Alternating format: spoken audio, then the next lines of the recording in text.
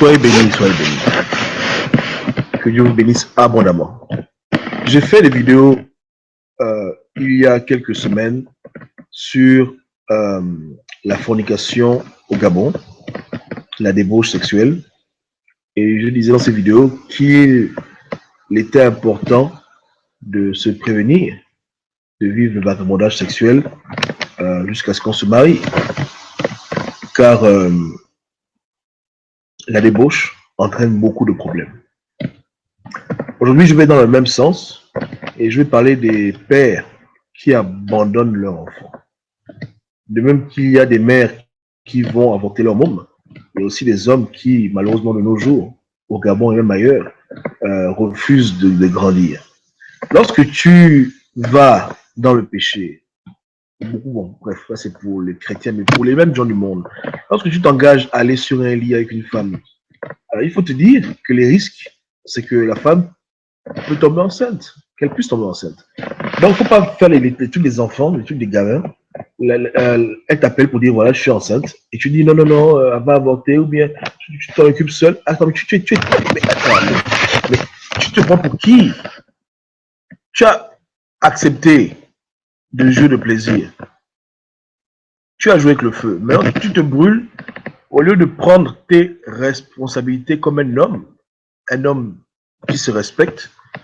Non, tu te défiles, tu demandes que la femme aille avorter, ou même, pire, tu dis, écoute, si tu gardes l'enfant, tu t'en occupes. Hein.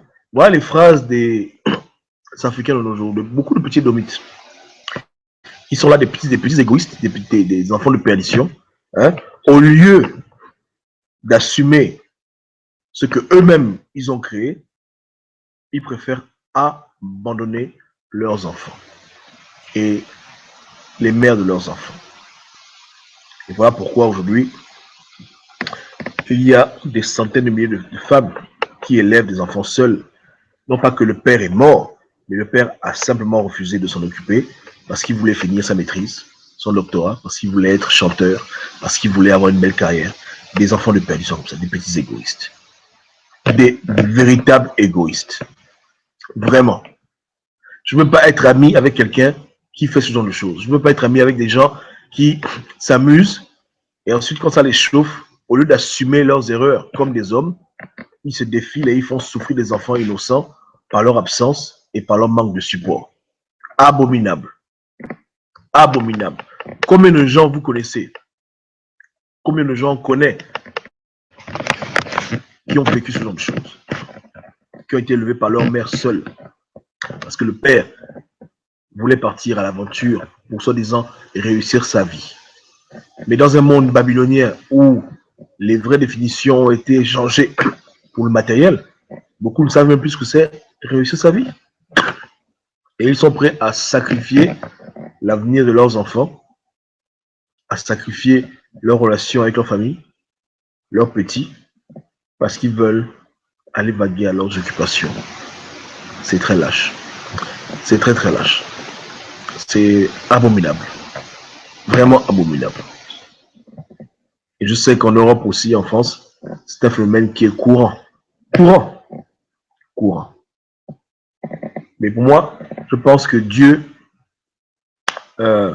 va être très dur avec les gens qui ont fait ça. Personne ne t'a forcé. Personne ne t'a dit, écoute, va avec cette femme sur le lit et couche avec elle. Toi-même, tu as pris tes pieds. Tu as ouvert ta grosse bouche. Hein, tu as balancé des belles paroles, des beaux proverbes, des belles maximes. Maintenant, la femme est enceinte et tu dis que tu ne veux pas de l'enfant. Et tu dis que tu vas laisser l'enfant grandir seul. Tu t'en vas parce que, voilà les raisons que j'écoute. Je ne suis pas prêt.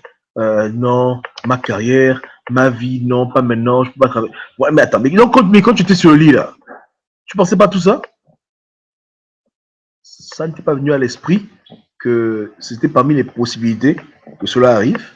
Maintenant, l'enfant est là et tu commences à bégayer. Après, tu fuis. Tu laisses une femme aller 9 mois de grossesse seule, accoucher. Un enfant qui pleure, qui n'a pas de père près de lui. C'est ce que tu fais. Tu es un petit démon. Tu es un diable. Et de telles personnes n'hériteront pas du royaume des cieux. Tu vas faire quoi au ciel? Qu'est-ce que tu vas faire? Qu'est-ce que tu vas faire là-bas? Ta place, c'est dans le monde du diable. Tu es un petit diable. Tu es un diable. Même les animaux sauvages ne peuvent jamais abandonner leur enfant. Il n'y a que chez les êtres humains qu'on trouve ce phénomène où l'amour de sa propre personne surpasse l'amour de sa progéniture. Il n'y a que les hommes qui font ça. Il n'y a que les hommes qui avortent. Il n'y a que les hommes qui fuient leurs responsabilités. Il n'y a que nous qui faisons ce genre de bêtises. Même les animaux, hein. Si le lion est en vie, la lionne est en vie, ils vont toujours prendre soin du lionceau ensemble. Tu comprends? Le lion ne veut pas dire qu'il faut qu'il aille travailler. Il va assumer. Il assume. Mais homme, fait à l'image de Dieu, supposé être civilisé, supposé être intelligent, tu es le premier à te dégonfler, tu es le premier à fuir, à prendre la poudre d'escampette lorsqu'on te demande d'assumer ce que toi-même tu as semé. Vraiment. Souvent, j'ai des idées de dictature chrétienne. Ça me prend, je prie beaucoup que Dieu m'aide. Mais ça, c'est moi là, je mets les gens en prison. Hein. Tu couches avec une femme, elle est enceinte, et tu dis que tu ne veux pas t'occuper d'enfant, tu vas en tôle. Tu vas vraiment, on t'attrape, on te met en prison. Les gens s'amusent avec la vie des gens. Combien d'enfants maintenant sont là dans le monde? Papa est où? Maman est où? Papa, tu es où? Papa, tu es où? L'enfant cherche son père, toute sa vie, il est là, triste, traumatisé. On lui dit que ton père t'a laissé parce qu'il voulait un avenir meilleur pour lui. Mais pourquoi mon père m'a fait venir s'il voulait faire ce genre de choses? Beaucoup d'enfants sont comme ça. Après, on les appelle les enfants bâtards, on les traite tous les noms. Rien, papa n'est pas là. Papa est parti. Et avant qu'il ne parte même, papa voulait même qu'on te tue. Il disait maman avorte, maman n'a pas voulu avorter, donc le papa a dit qu'il s'en va. Mais moi, je t'attrape, moi, je te castre. C'est vraiment très simple. Tu ne vas plus jamais toute ta vie utiliser ton sexe. Si tu n'es pas capable d'assumer tes actes, pourquoi tu as un sexe? Il faut qu'on te le coupe. Mais désolé, là je vais dans l'extrémité. Mais vrai, honnêtement, j'en peux plus de ce monde. Je suis vraiment fatigué du comportement des hommes. C'est déplorable. Au Gabon, trop de gens font ça. C'est vraiment, c'est déplorable. C'est vraiment déplorable. Même si tu es pauvre, ce n'est pas une excuse. Même le bout de pain que tu as, tu peux le partager avec ton enfant. C'est ton enfant. Il n'a pas demandé à naître. Arrêtons ça. Voici des choses qui maudissent un pays. Lorsque des hommes sont tellement lâches qu'ils ne peuvent même pas assumer leurs propres actions, les conséquences de leurs actions. C'est la malédiction. La malédiction. Comment on va prospérer comme ça? On va prospérer. Comment? Lorsqu'il y a la débauche et lorsque les gens ne sont même pas capables, foutus, d'accepter les conséquences de leur débauche. Ça avorte, ou bien ça dit que je refuse de m'occuper de l'enfant, débrouille-toi. Toi, tu dis que débrouille-toi quelqu'un? Donc, voici des pseudo-hommes qu'on a maintenant de nos jours. Des rigolos. Des enfants de perdition. Vraiment.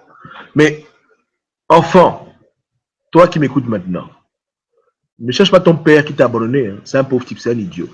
Tu comprends? Je ne cherche pas ce genre d'imbécile. Tu vois? Cherche Jésus. Jésus est le père de tous les enfants qui n'ont pas de père. Tu comprends? Il ne faut pas chercher à savoir à quoi ton père ressemblait. Il était qui? C'est un pauvre type. Tu comprends? Pourquoi tu le cherches? Est-ce que lui te cherche? Ou bien? Donc, dame sur lui. Vis ta vie comme si tu n'avais même pas de père. Sache que tu as un père au ciel, ton père céleste. Tu as Christ qui est là pour toi. Cherche à connaître Christ. C'est le meilleur des papas. Lui, il ne va jamais t'abandonner. Jamais. Pourtant, ce n'est même pas lui qui a fait que tu es né. Mais il t'a vu, il t'a recueilli. Et il t'a dit dans sa parole que lorsque ton père et ta mère, ou lorsque ton père seul ou ta mère seule t'abandonne, lui, il te recueille. Et toi, quand tu grandiras, contrôle-toi. Ne fornique pas. Et si jamais tu fais une erreur dans ta vie, assume ton erreur jusqu'au bout. Tu comprends, hein? Ne deviens pas pire que ton père. Sois différent. Si tu as un enfant, sois un père pour ton enfant. Est-ce que tu comprends? Aujourd'hui, ton pays, le Gabon, est un pays de désordre, abîmé à cause de ce genre de choses. Que ça amuse les gens, mais c'est pas drôle. Ce n'est vraiment pas drôle. Un enfant a besoin de son père. Vraiment. Vraiment. Tu as fait un enfant, tu te débrouilles. Si tu dois aller travailler, tu fais ce que tu veux, tu te débrouilles, tu assumes, papa. Ou bien, c'est tout. Mais les gens ont 4, 5, 6 enfants et papiers dans le monde et ils n'arrêtent pas de semer et de ne pas assumer. Autour du Christ, ils vont rendre des comptes. Moi, quand je vois ce genre de choses, j'ai beaucoup mal. Tu vois des photos, je vois les photos tout le temps. Tu vois, ils sont un compte, tu vois, bon, voilà, tu as sur Google+. Tu vois, une sœur, elle est là, avec les enfants, tout dans sa photo. Ok, tu es content. Tu regardes la photo, toujours les enfants, la soeur, tu es attends. Et les enfants, ils n'ont pas un père.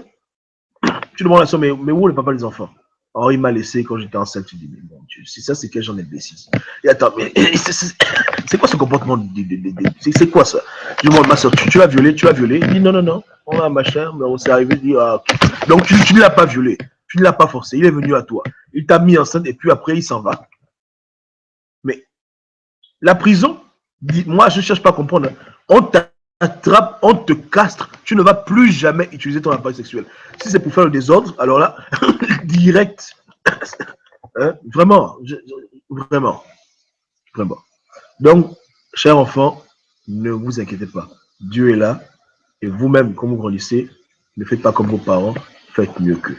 Comprenez? En Christ Nazareth, Jésus va prendre soin de vous. Amen. Amen. Soyez bénis. Que Dieu vraiment nous aide à changer dans ce pays. Comme je dis, il n'y a pas seulement que changer Ali Bongo machin. Les mentalités doivent changer. On doit retrouver notre noblesse, notre sagesse, nos valeurs, nos mœurs qu'on a perdues à cause de la mondialisation, à cause du matérialisme, à cause de l'égoïsme, du capitalisme, de tous les ismes là. Ça nous a complètement déshumanisé et on est venu comme des rigolos. Faut se dire, hein, comme ça. Ne va pas au casino si tu sais que tu n'es pas prêt à perdre l'argent que tu amènes. Pour moi, ça coule de source. Hein. Ou bien, tu vas jouer un jeu dangereux et tu espères au sortir de là. Il faut te dire que dans les probabilités, tu peux perdre tout ton argent. C'est pareil. Tu veux pas être tranquille, tu veux pas être calme. Tu fournis quelque chose. Quand tu touches, ça, l'enfant sort. Il faut assumer. Tu assumes, papa. Tu vas voir faire comment? Tu assumes. C'est ce qui est souvent triste, c'est lorsque les gens sont mariés et que maintenant ils vont encore dans le monde forniquer. Ils vont dans des maîtresses qui sont enceintes. Là, c'est encore un cas de figure encore plus complexe, plus brutal, des choses dans lesquelles vraiment les gens se mettent dans des problèmes.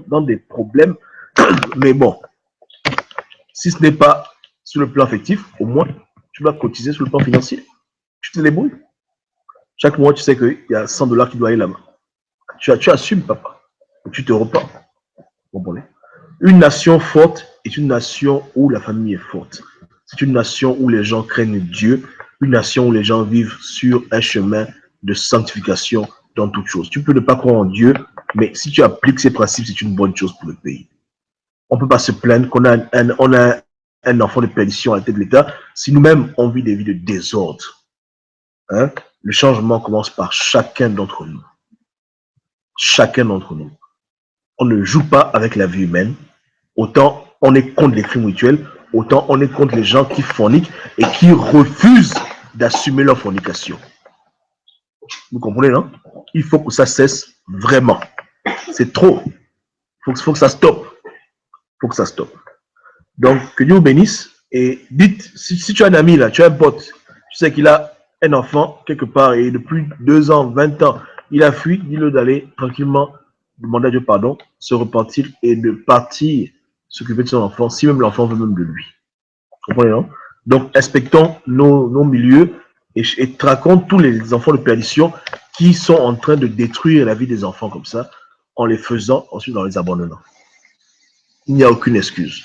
Pauvreté ou maladie, tu as fait, tu assumes. Amen. Sinon, on te castre et tu vas en prison. Mais même là, c'est rien. Le jugement de Dieu sera plus sévère. Que Dieu bénisse abondamment. Que Dieu vous garde. À bientôt.